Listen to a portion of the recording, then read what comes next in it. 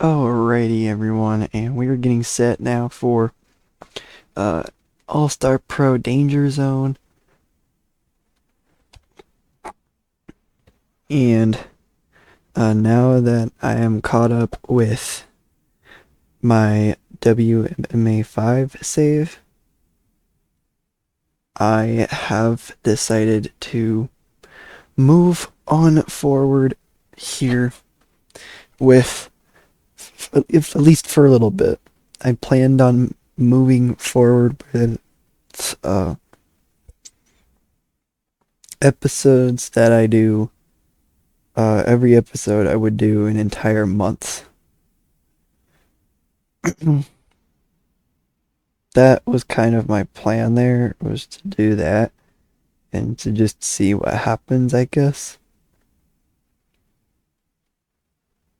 So this month it would be Danger Zone and the other weekly event that will be taking place.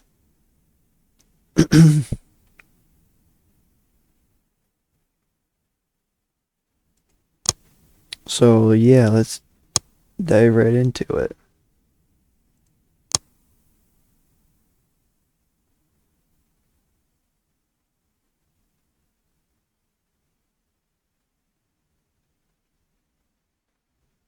And by the way, I would like to know your guys' input on how you guys have been feeling about my TEW9 save so far.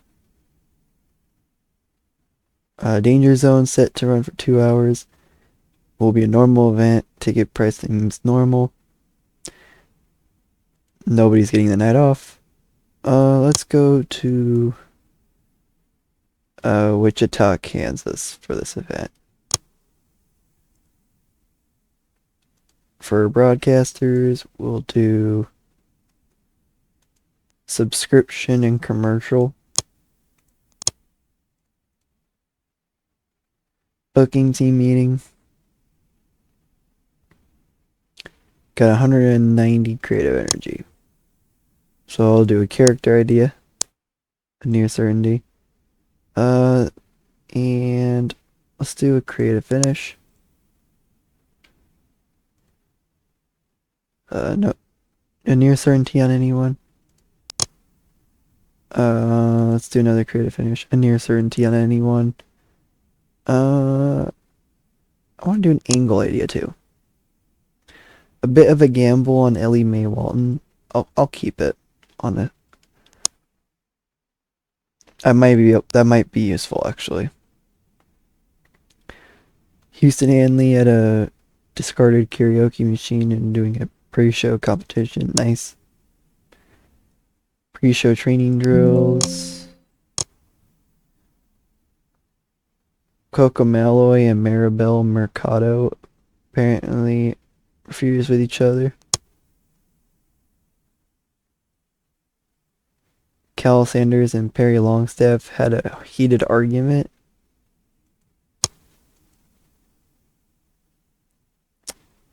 I'm a little nervous to do team bonding now, just because of how that has been going, how backstage stuff went down. Apparently, Joe Gilbert and Purple Viper broke up with each other too. That's unfortunate.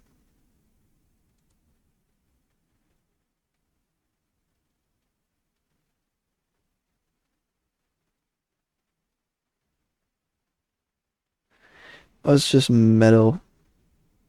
Do some positive metal. Joyrider, Ellie Mae Walton. Let's see.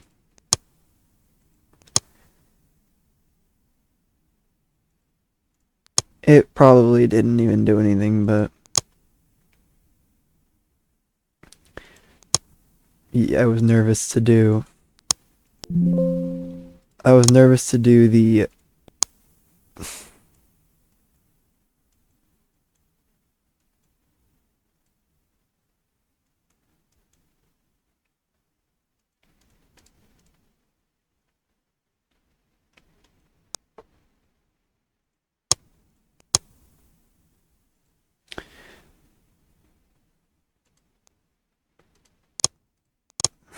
was nervous to do the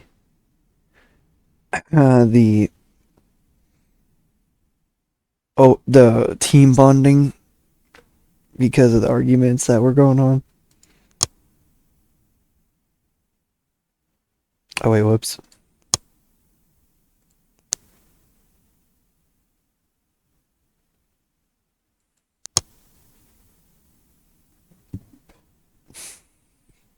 Um, on merchandise, we are 4% of the way to level 8. And T-Rex is still our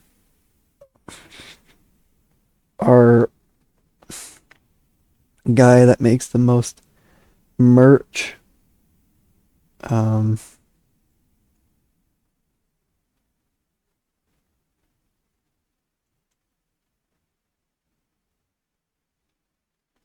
Sean Cousins.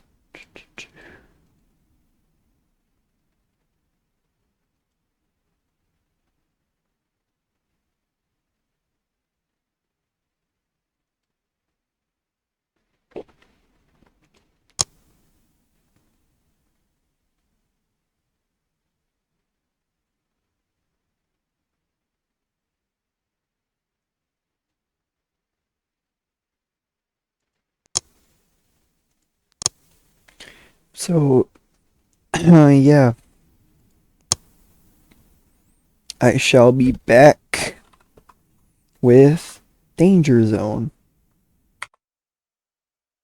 Alrighty, and we are back, and we are getting set for, we are now booked and set for ASP Danger Zone. We've got, I believe, our first ever death match when Mosher takes on Tank Bradley. So that's pretty cool. And the 5-star tag titles will be on the line in this show. And the trio titles will be on the line in this show as well. And the one wrestler who has not made their debut yet will be making their debut with Maria Cool. That's the person. And she'll be taking on Joy Rider in singles action. That's the co-main event. And we do have T-Rex involved in this show. The guy that makes the most merchandise money at this moment.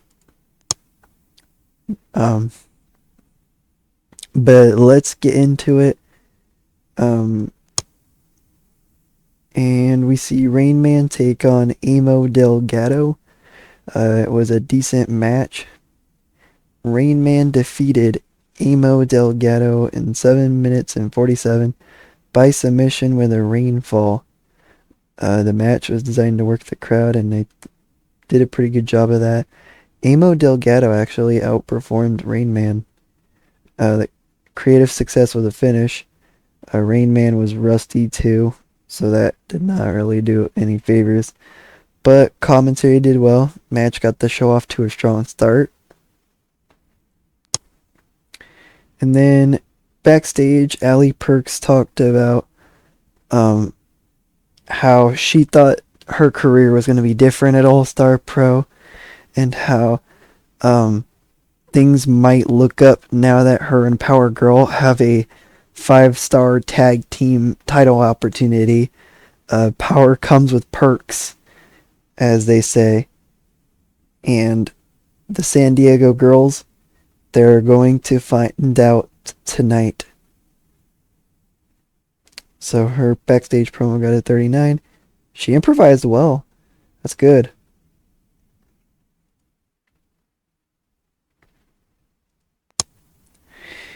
Speaking of which, Power Comes with Perks took on the San Diego girls for the 5-star tag team titles. And it was about that had a decent reaction from the crowd.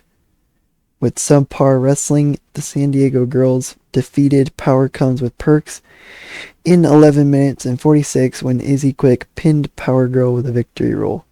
The San Diego girls make defense number 2 of the 5-star tag team titles. Commentary did well. Yeah, good choice to have the San Diego girls get the victory. Um,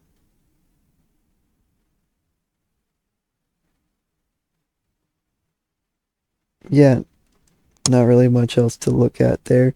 And then we saw the death match take place. Um, it was about that had a decent reaction from the crowd, but subpar wrestling. Mosher defeated Tank Bradley, but in a death match in 10 minutes and 21 by pinfall. Um, Tank Bradley was rusty and was visibly tiring towards the end. The commentary did well, and great work there by Mosher of the Rock Stars. And then Ellie Mae Walton and Mercutio Sleep uh, were all talk. They both were talking about how, oh, that Texas Hangman should be grateful for what um the truly best have given him. The Texas Hangman uh came to All Star Pro because of the truly best, and um that there should not be any sort of attacks going on, and that then Mercutio Sleep says, Texas Hangman, you want the hangman's tail? We will give it to you. Just come back to us.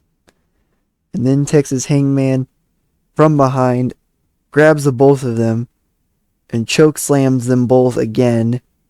And then then they both, then as he's trying to beat down Ellie Mae Walton, Mercutio Sleep gets back up, starts punching down on Texas Hangman, and it just turns into a brawl between both the truly best and Texas Hangman.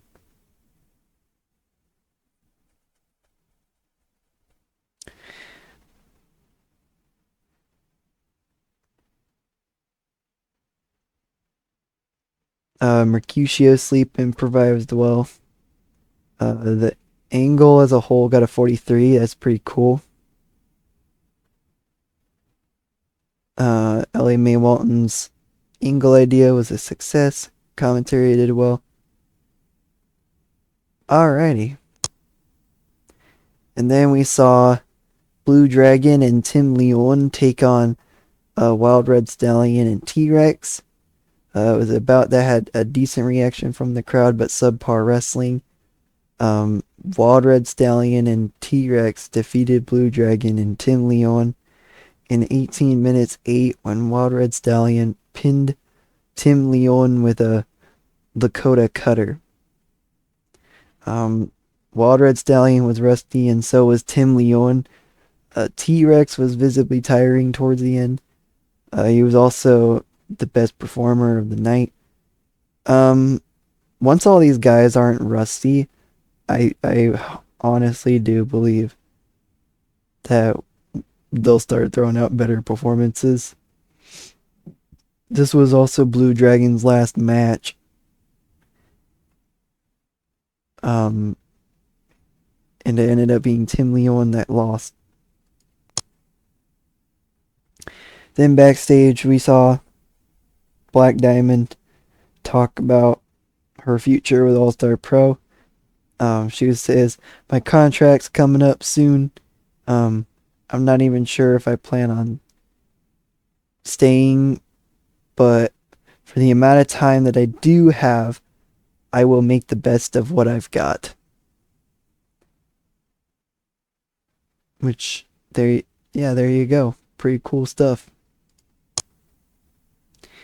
And then Joyrider took on Maria Cool.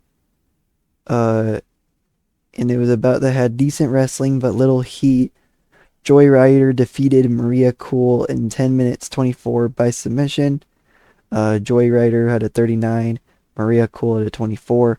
She was also rusty, but she also had her first match with All Star Pro, so I'm not really sure what was going on there. Um, her gimmick was adequate, and commentary did well.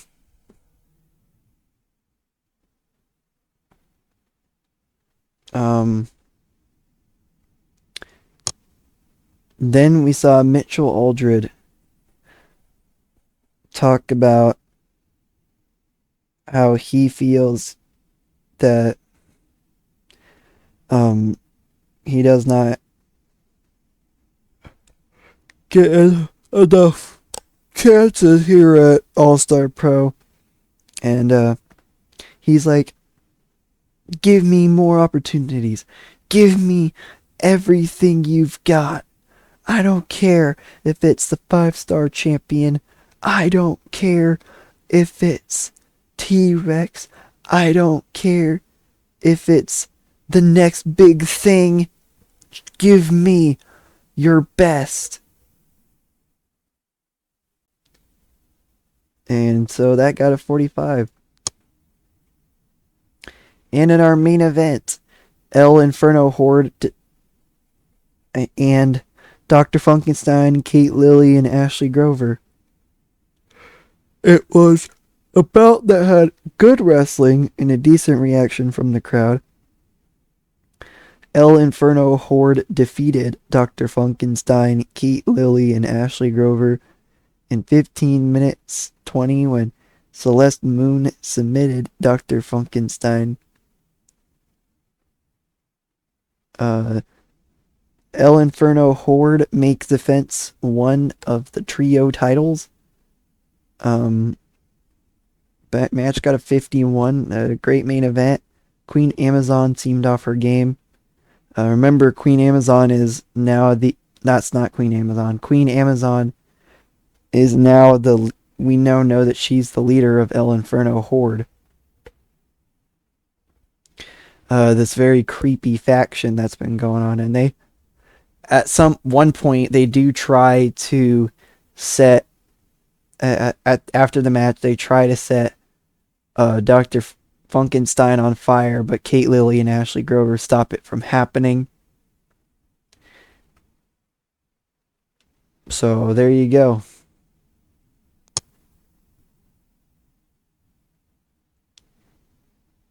The show benefited from having a wide selection of angles. We got a 48 rated show. It increased our popularity everywhere, I believe. Let's put over. Let's put over Kate Lilly. And I'm gonna put over. I'm gonna put over.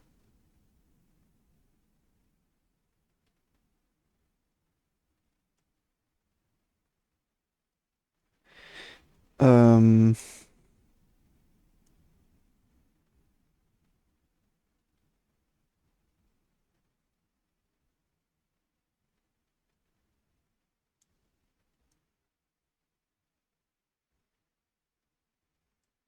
Power Girl, I guess. Praise for a great performance. Praise for a great performance.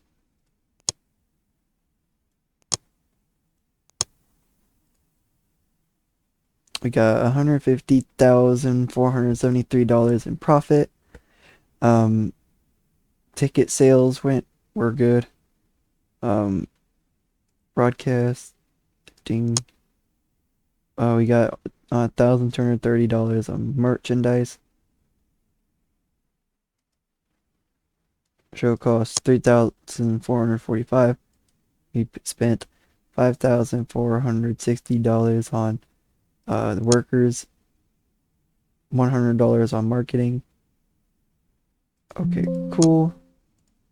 And we do gain popularity around the world. The Midwest, we went from 20 to 21, 8 to 9 in the Great Lakes, Mid South, and Northwest. We went from 1 to 2 in New England,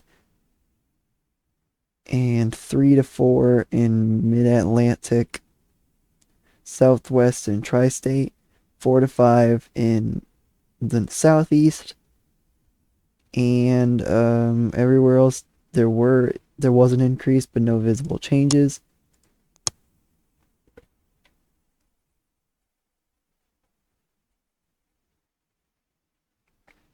So yeah, now we're just trying to get on the road to uh getting towards small, as we are now a tiny sized company.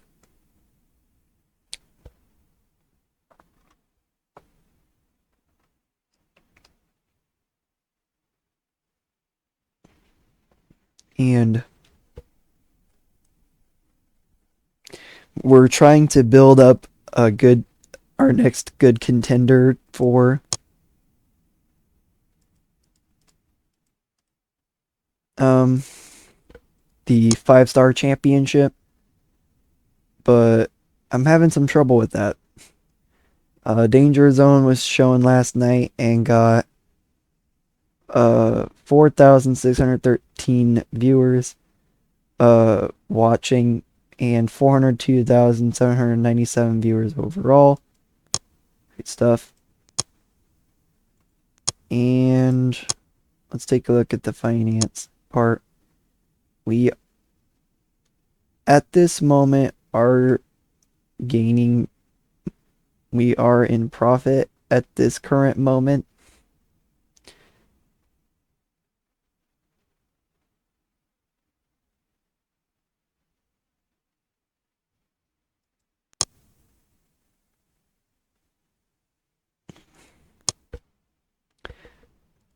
And we are getting set now for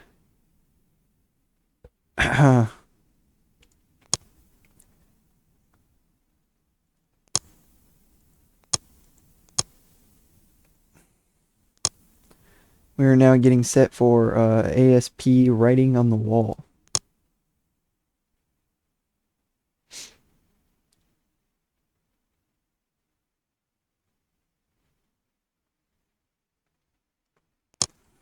So yeah.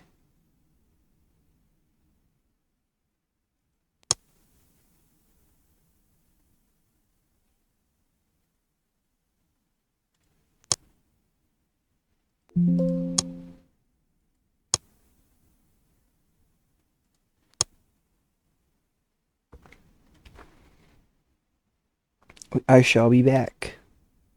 Thinking when he posted that video. Like, this guy literally sat down and said, "This is how I fooled the internet in 7 days. Step 1, the crash outstayed." Like, bro, what did he expect everybody to react like? Did he expect everyone to start blaming him and start acting like he was some sort of superhuman or something?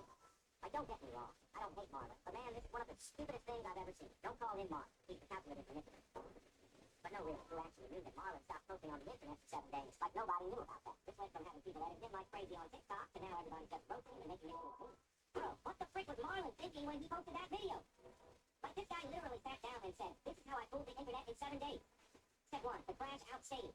Like, bro, what did he expect everybody to react like? Did he expect everyone to start blaming him and start acting like he was some sort of superhuman or something? Like, don't get me wrong. I don't hate Marlon. But man, this is one of the stupidest things I've ever seen. Don't call him Marlon. He's the calculated manipulator. But no, really, who actually knew that Marlon stopped posting on the internet for 7 days? Like, nobody knew about that. This went from having people edit him like crazy on TikTok to now everybody's just roasting and making it into a meme. What do you mean? Someone assaulted Billie Eilish during her concert. I've seen some crazy, stupid people, but to try and grab someone like Billie at her own concert while she's surrounded by thousands of her fans, it got to be the most diabolical thing ever. So basically, during her concert, Billie hopped off the stage to go and greet her fans, and then this guy grabbed and dragged her towards the barricade. Like, bro, what are we doing? Security, of course, stepped in, but it was not over after that, because one of her fans, wearing a red bandana, went and beat the life out of her. She was literally moving like Mike Tyson in front. At some point, even the security had to intervene on his behalf. Shout out to the red bandana girl. What do you mean? Someone assaulted Billie Eilish during her concert.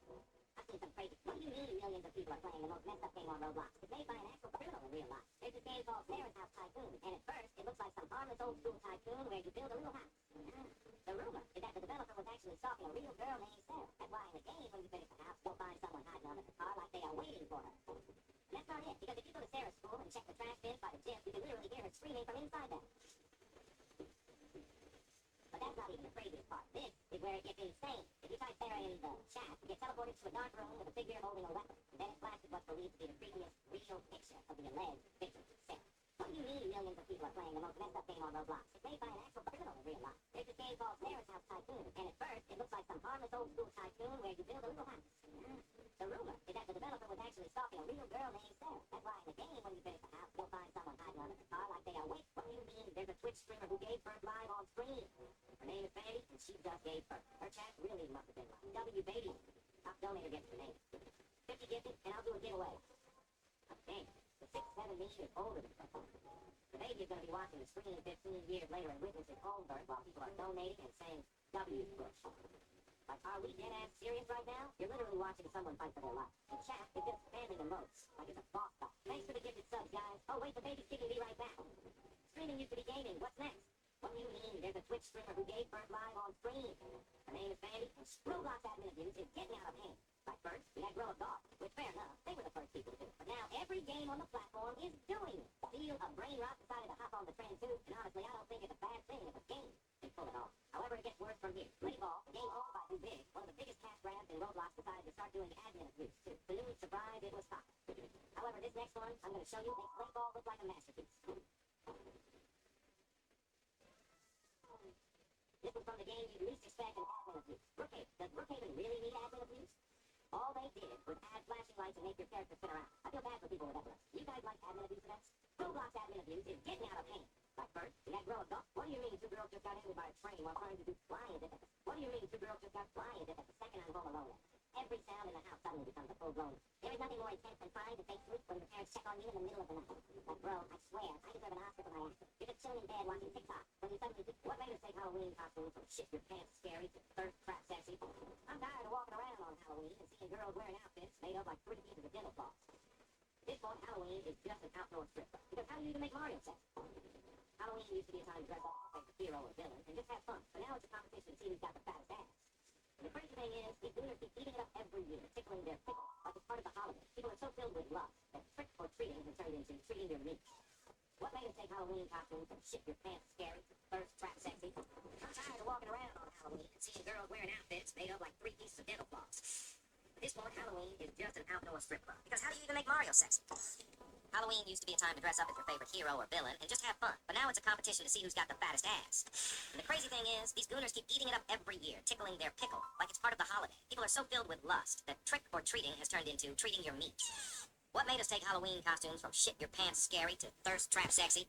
I'm tired of walking around on Halloween and seeing girls wearing outfits made up like 3 pieces of dental floss. At this point, Halloween is just an outdoor strip club. Because how do you even make Mario sexy? Halloween used to be a time to dress up as your favorite hero or villain and just have fun. But now it's a competition to see who's got the fattest ass.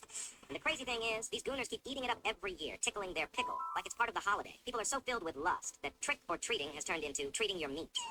What made us take Halloween costumes from shit your pants scary to thirst trap sexy? I'm tired of walking around on Halloween and seeing girls wearing outfits made of like 3 pieces of dental floss. Have you ever noticed how Mr. Beast's random subscriber picks are the least random thing on earth? Jimmy's always like, we invited 20 random fans to compete for $500,000. And then the camera pans, and it's just 20 people who look like they came straight out of a casting agency. Like, bro, where's the real fans? The kids with toothpaste stains on his hoodie and a Chromebook from 2012? Instead, it's Chad, who's built like a Marvel side character, and Emily, who's way too photogenic to be random. And they all act suspiciously comfortable in front of the camera. And the best part, they'll always end the video with, remember, any subscriber could be next. Meanwhile, the next subscriber is just some dude named Kyle, who's been in the last 5 thumbnails. Have you ever noticed how Mr. Beast's random subscriber picks are the least random thing on earth? Jimmy's always like, we invited 20 random fans to compete for $500,000. And then the camera pans, and it's just we are so freaking cooked, bro. Because there's no way these Sora 2 AI videos are not real. Somebody has to just be adding this logo. Like the amount of stuff that I keep on seeing. We have cinematic anime fight masterpieces, Michael Jackson stealing chicken, and Jake Paul coming out as gay. Like, bro, how the hell are they not getting sued over this? There has to be a point where this just becomes illegal. Like, y'all are just letting them advance AI this much. But it's going to get to a point when we have dirty robot clankers stealing all of our jobs. Fake AI news, and us being whale-sized like people in Wall-E. Like, we've made so many movies that show us what happens when we go down this path. We're gonna be fighting Terminators and shit. We are so freaking cooked, bro. Because there's no way these we might actually be fricked.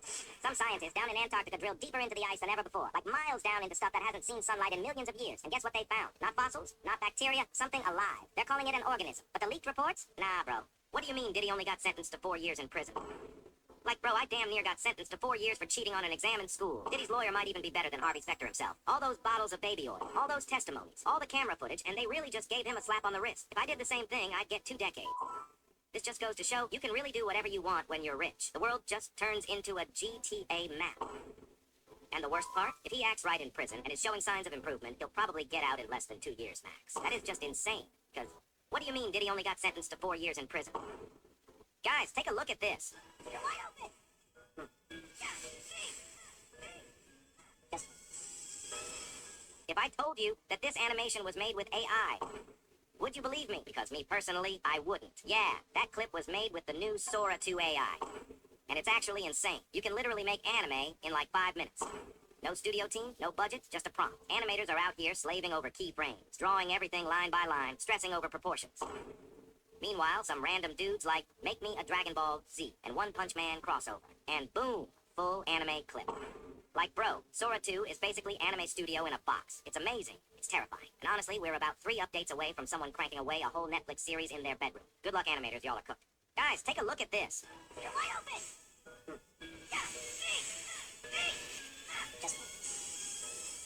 If I told you that, why the frick is it that the one day your dad's not at work, the whole vibe of the house collapses? I love the man, truly, but when I wake up and hear dishes clanking and power tools in the distance, instead of silence, I already know my day is over. I haven't even opened my eyes yet, and I can feel the 15 hours of unpaid labor creeping into my bones. Like, bro, I had big plans, like waking up at noon, eating breakfast at 2 p.m., and game until my eyeballs dried out. But nah, this man looks me dead in the eyes and says, get ready, we've got a lot to do today. Huh? We? Who's we? Suddenly I'm being dragged into errands I didn't sign up for. We're at Home Depot, aisle 14, looking at wood glue and PVC pipes. And I'm just standing there holding a flashlight and questioning my existence. I just don't get, why the frick is it that the one day your dad's not at work? The whole vibe, why are people in horror movies so freaking stupid? Like you hear something in the basement and decide to go check it out? If I hear any noise in my creepy-ass basement, I'm already on an airplane to another country. Also, how are they tripping over damn air? Like, this ain't the military where you have to crawl on the ground. And then you'll see this creepy little girl humming. You can always tell when someone is an only child. Since they didn't grow up with siblings, they don't have the same trust issues that everyone else has. They never had to live through the chaos of siblings. You could ask an only child to try a sip of your drink, and they'd probably do it. Like, nah, bro, you could never catch me doing something like that because I get flashbacks of my brother offering me a sip of his soda, only for it to be mixed with toothpaste. Like, I've literally been chased around the house with a kitchen knife, screaming like I was about to be unalive. Only childs don't understand that kind of trauma. They think a house argument ends with slamming doors. Nah, bro, in sibling homes, it ends with weapons-grade kitchen utensils and a WWE smackdown in the living room. That's exactly why you can always tell when someone is an only child. Since they didn't grow up with siblings, they don't have the same trust issues that everyone else has. They never had to live through the chaos of siblings. You could ask an only child to try a sip of your drink, and they'd probably do it. Like, nah, bro, you could never catch me doing something like that because I get flashbacks of my brother offering me a sip of his soda, only for it to be mixed with toothpaste. Like, I've literally been chased around the house with a kitchen knife, screaming like I was about to be unalive. Only childs don't understand that kind of trauma. They think a house argument ends with slamming doors. Nah, bro, in sibling homes, it ends with weapons-grade kitchen utensils and a WWE smackdown in the living room. That's exactly why you can always tell when someone is an only child. Since they didn't grow up with siblings, they don't have the same trust issues that everyone else has. They never had to live through the chaos of siblings. You could ask an only child to try a sip of your drink, and they... What do you mean Mr. Beast put someone in a burning building? He had an entrance and an escape there and everything, and told him if he leaves alive, he can get 500,000. Nah, bro, Mr. Beast really is turning into Jigsaw. Bro has really lost the plot. First the speed donation incident, and now this. This is going on YouTube and TikTok for kids. This isn't a freaking war website. Bro just ran out of ideas and thought, you know what, let's just recreate the Saw movies. Bro really must have lost his mind. What's next? A real-life Fortnite challenge where the last one to survive wins? You know what, I would be down to be a part of that. That's so crazy, because what do you mean Mr. Beast put someone in a burning building? He had an entrance and an escape there and everything, and told him if he leaves alive, he can get 500,000. This new generation of kids is cooked, bro. So I recently came across a clip where a footballer asked a kid, well, what's your favorite cartoon? And this kid's response, dead ass, made me feel like a fossil, bro.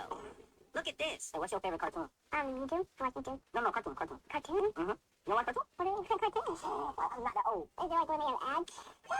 Bro, there's no way. Cartoons were our childhood. Shows like SpongeBob, Adventure Time, and The Amazing World of Gumball were peak entertainment. And now kids don't even know what cartoons are. Can you even believe this? Okay, I'm sure there's still kids out there that watch cartoons. But if this kid has never seen them, how many more are also missing out? What else could they be watching? Italian brain rot? This new generation of kids is cooked, bro. So I recently came across a clip. What do you mean the government is going offline tomorrow?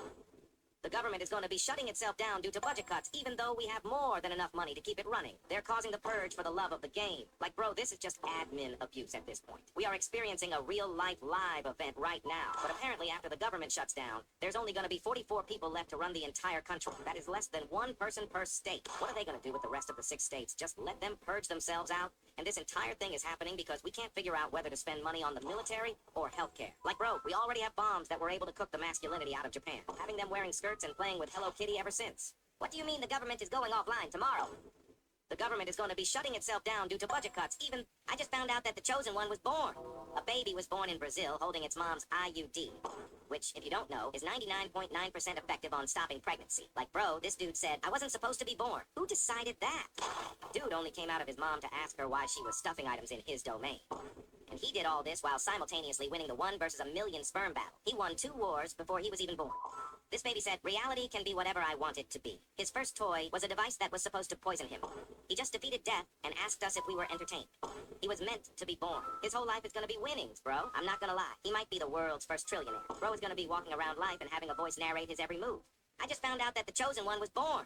A baby was born in Brazil holding its mom's IUD, which, if you don't know, is 99.9% effective on stopping pregnancy. Like, bro, this dude said, I wasn't supposed to be born.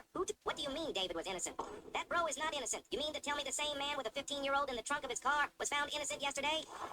The judge was definitely an invincible fan. Who the frick is his lawyer? It must be Saul Goodman, bro. Gang hired law by Mike. So apparently there are 2 Celestes that he... What do you mean Dragon Ball Z is now in Minecraft? You can now go Super Saiyan inside of Minecraft. Look at this.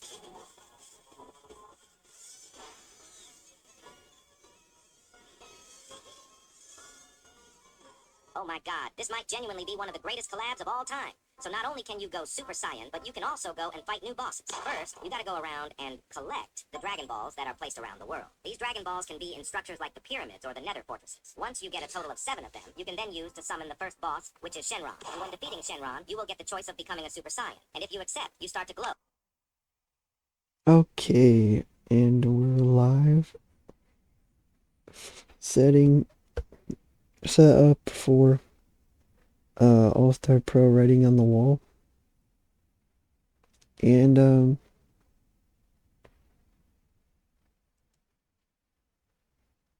let's get this started.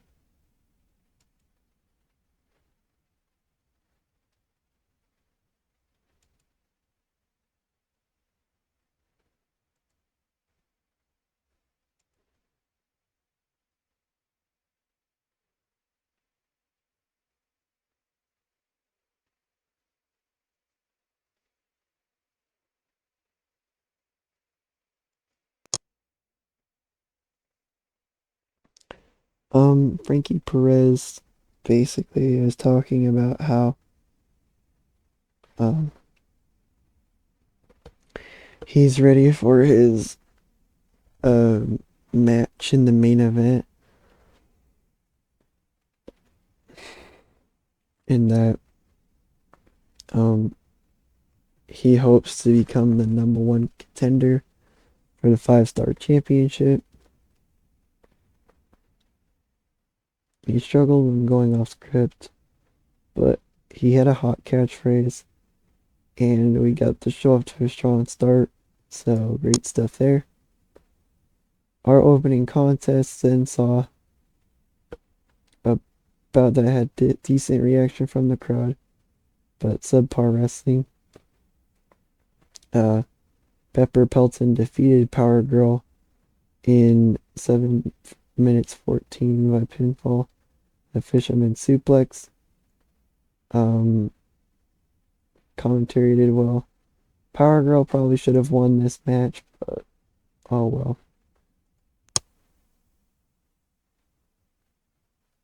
And then we saw El Inferno Horde, not the trio champs, two of the trio champions with Elsa Calvo taking on TJ Bailey, Anderson, and Snyder. Um, it was about that good wrestling and a decent reaction from the crowd. Um, El Inferno Horde lost when Lily Snyder made Queen Amazon tap out. So, some crazy stuff going on there. Um, a future trio championship match. Who knows? And then Sylvia Bristow was backstage talking about her matchup here at Writing on the Wall. And she says she's ready for anyone. Come after me. She enjoyed going off script. Commentary did well. And then we saw a triple threat match take place. It was about that had good wrestling and a decent reaction from the crowd. Kate Lilly defeated Danielle Sweetheart and Snapdragon in 11 minutes 53. Kate Lilly pinned Snapdragon with a Lily launch pad.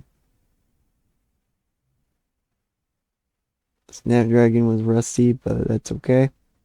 Still got a 51 rated match. Danielle Sweetheart and Kate Lilly did great work. I'm sure if Snapdragon wasn't rusty, he would have been at like high 30s maybe. I think Coco Malloy talks about her upcoming match later on in the night and how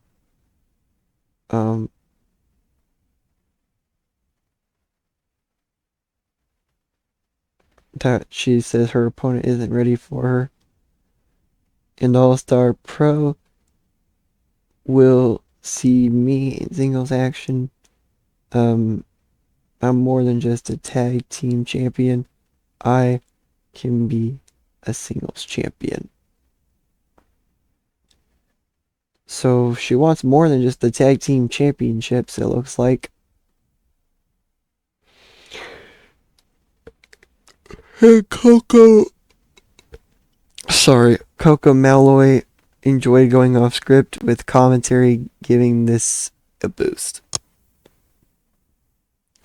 And then the Rock City Stars, Ryan Turner, Stan Mana, talk about their tag team matchup against Minnesota Awesome and how this is going to be one of their best concerts they've ever done.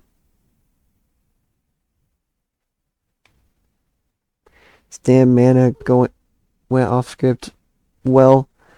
Ryan Turner did not. Commentary did well though. And Brett Biggins was backstage. And Brett Biggins went off talking about himself. And then also decided to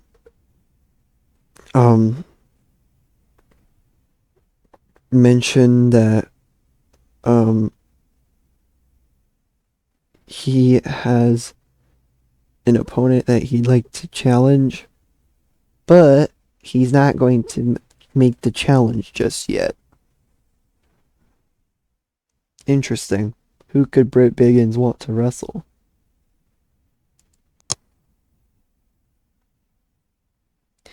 And then we saw the tag team match take place between Minnesota Awesome and the Rock City Stars.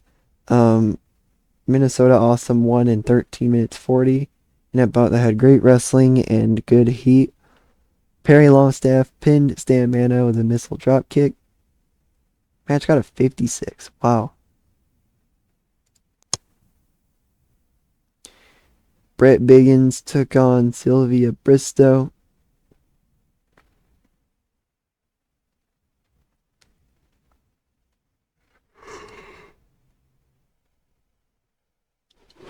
And Brett Biggins said he had an opponent he'd like to face. Was this what he was talking about? We have no clue. Commentary did well. Brett Biggins was rusty. Sylvia Bristow was rusty. About that had fantastic heat, but subpar wrestling. Brett Biggins defeated Sylvia Bristow in 14 minutes 50 by pinfall with a BB gun. And then for our main event, we saw Frankie Perez take on Coco Malloy, and it was an exceptional match. Frankie Perez defeated Coco Malloy with a perfect parody. Good commentary work. This match got a 65. Holy moly.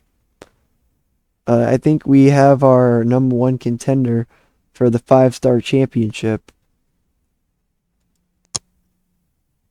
But the show got a 61. Wow. That's, I believe, one of, if not the best show that we've done so far here at All Star Pro. And with our show increasing popularity around the world, you love to see it. I am definitely going to be putting over Frankie Perez.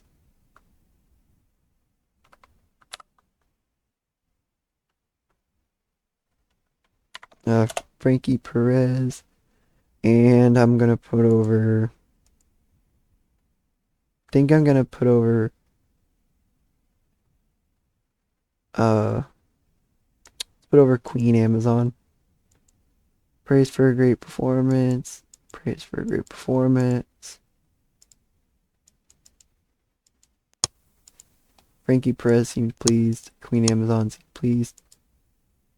We got $269,794 in profit. Great to see there. And now let's take a look at the popularity increases. We increased everywhere in Europe and Oceania. Puerto Rico and Hawaii went from 1 to 2. Alberta and British Columbia went from 2 to 3. Noreste and Noroccidente went from 2 to 3. Everywhere else did change, but just not any visible changes. As long as we continue increasing in popularity, though, that helps, because the more popularity points that increases,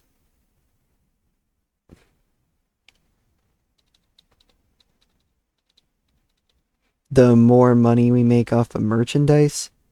So there you go there.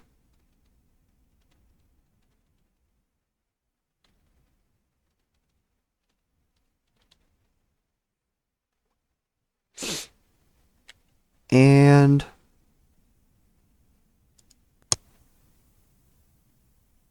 a bunch of people are gone from ASP. I'm completely fine with that.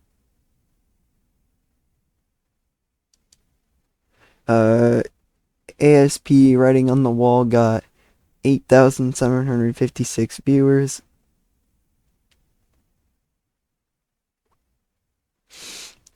And we had 564,887 viewers overall. No pay-per-view buys. I was expecting that to happen. But let's take a look here. ASP feed was the feedback has been awesome. The small company has outshone some of the bigger companies' recent efforts. You love to see it. Let's take a look at the show history. Uh, it is our best show of the year so far. Um, and yeah, it is our best show we've done. Um, the show below was Vital Signs with the last Frenzy taping that we've done so far being at number 3. Was the Coca Malloy match our best match we've done? I kind of want to look now. Let's take a look at that. Top 100s. Definitely our best event. Frankie Perez and Coca Malloy is just one below Danielle Sweetheart and myself. That is huge. Attendances. Masterclass was our best attendance. Writing on the Wall is at number 5 in attendance. And yeah, no pay-per-view buy rates. TV ratings.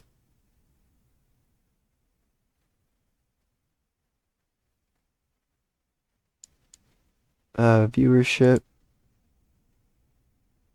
Writing on the Wall had 5 is at number 3 in viewership. So yeah, great stuff there. And then for our next episode, we will bring in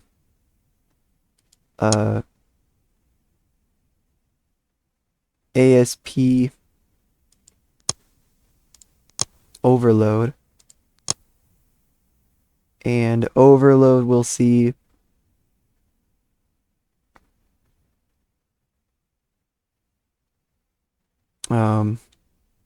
the beginning of the Gold Star tournament.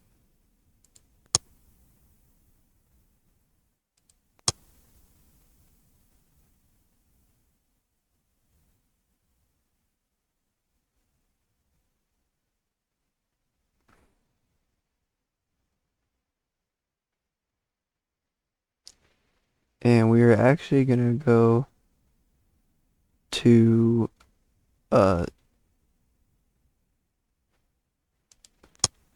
Sunday instead of Saturday. Mainly because we have a couple workers that are unavailable on the second week of the second show we would be doing. There we go.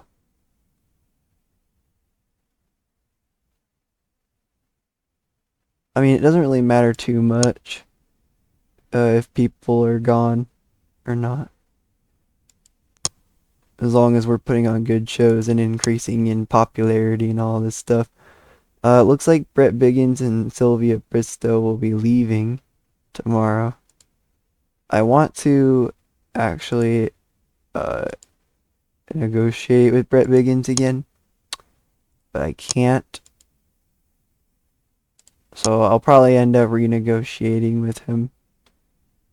Sylvia Bristow. I'm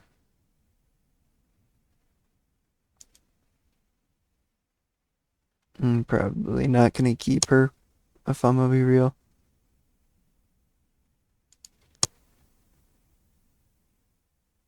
But yeah, we will do the Gold Star. We'll start up the Gold Star tournament. And that will do it for this video. I will catch you on the flip side.